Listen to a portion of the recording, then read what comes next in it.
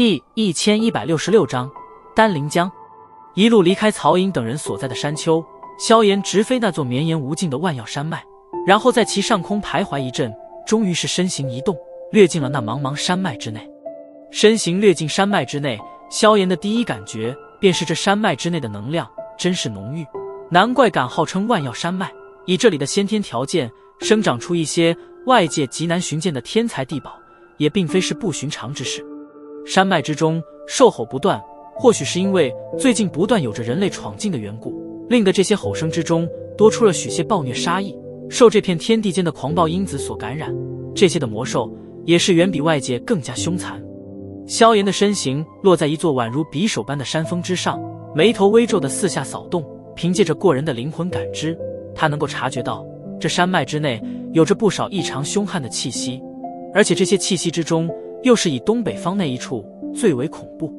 萧炎的目光望着那在能量雾气的遮掩下显得若隐若现的东北方向，眉头微皱，轻声自语道：如果所料不差的话，那东北方向的气息应该便是这座山脉之内的最强的存在，那他应该便是宋清等人口中所说的万药山脉的那头绝世凶兽了。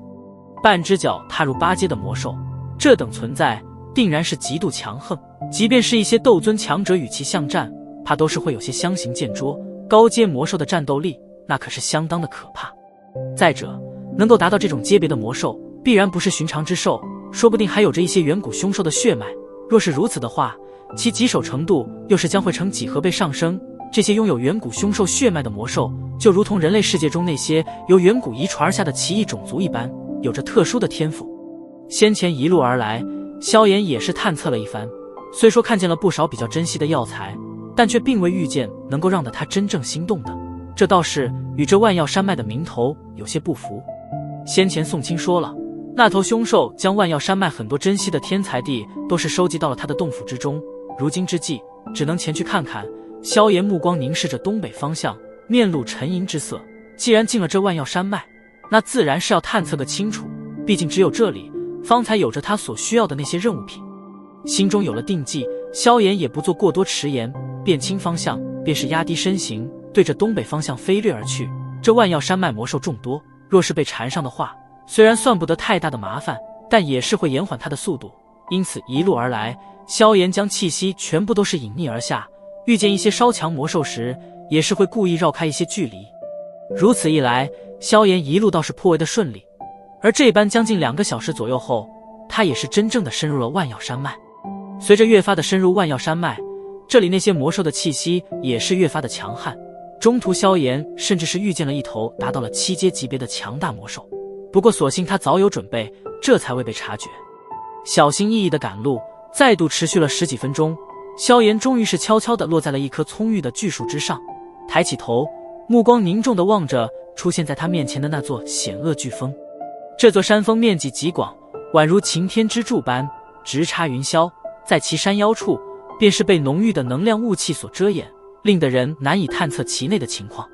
这座山峰矗立在这座万药山脉的中心部位，虽然隔着一段距离，但萧炎依旧是为那山峰之内弥漫而出的浓郁能量感到惊叹。在这种地方修炼，绝对能够取到事半功倍的效果。不过可惜的是，这里的能量内掺杂着有那种狂暴因子，在吸收时必须先将它淬炼剔除后，方才能够让的这些能量顺利地融入体内。当然，真正令得萧炎脸色凝重的并非是此处能量浓郁，而是他感受到了这座山峰上至少有着3股气息达到了7阶层次，也就是说，这山峰上光是斗宗阶别的魔兽便至少有着3头。而且除了这3道凶悍气息外，萧炎还感应到了一股颇为隐秘但却透着一股滔天凶芒的隐晦气息。很显然，这气息的主人应该便是这片山脉的统领，那宋清等人口中的绝世凶手。果然很强，而且那气息之中透着凶戾，显然不是一个好惹的主。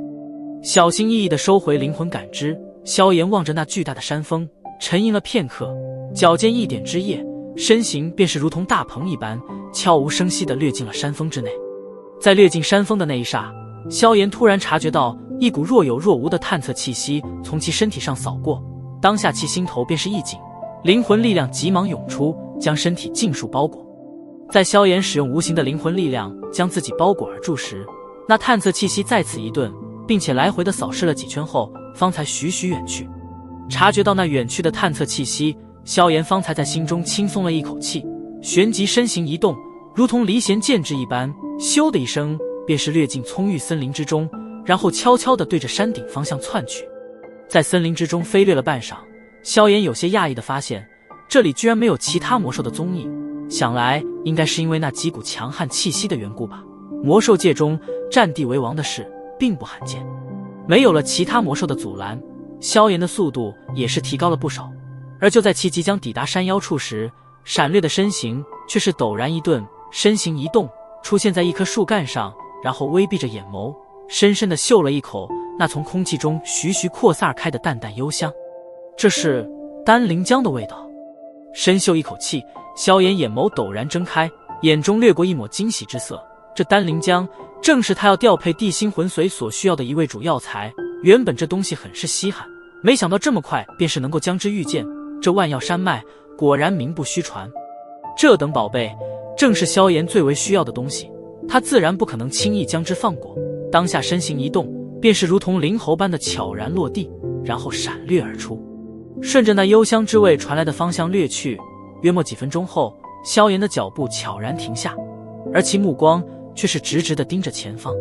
在萧炎的前方是一片溪流，在那溪流的源头处有着一座将近10米左右的巨石，巨石之上布满着青苔，在其中心位置处有着一处石孔，孔洞之内隐约可见许些碧绿色的粘稠浆体，而那股幽香之味则是从此处传出。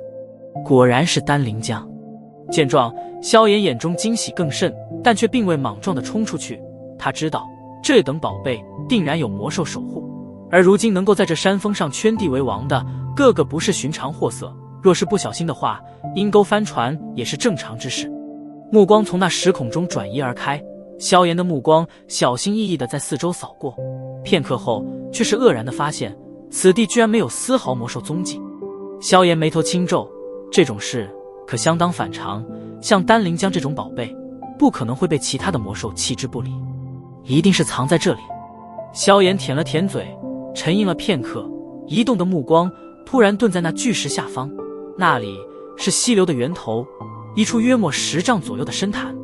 深潭似乎极深，一眼望去看都是看不见底，潭水也极为的平静，并没有半点的波动，一切都是显得极为的宁静与和谐。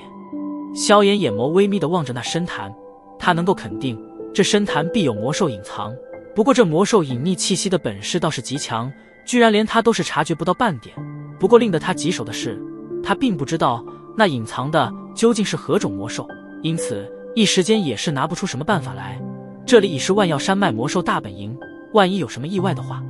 他一个人再强也是顶不住众兽的围杀。咦，在萧炎迟疑间，目光却是顿在不远处的一些淡蓝色鳞片上，这些鳞片约莫巴掌大小，其上布满着众多玄奥纹路，这些鳞片随意地掉落在周围，一直延伸至深潭之中。萧炎眼中光芒闪动，手掌轻取，细小的吸力涌出，悄悄地将那鳞片吸入掌心。鳞片入手，一阵冰凉之意顿时扩散而开，萧炎的目光凝视着他，陷入了沉思。沉思了半晌，萧炎眼眸也是微微虚眯了起来。这些年的历练，他也算是走南闯北，见识也是相当丰富，而对于这奇异的鳞片，他也是略有头路。鳞片呈蓝色，其上纹路状若蛇形，偶尔又掺杂着许些虎纹。若是所料不差的话，守护那丹灵浆的魔兽应该是那颇为罕见的水系魔兽玄水虎蛟。辨别出了那隐藏的魔兽，萧炎心头倒是悄然地松了一口气。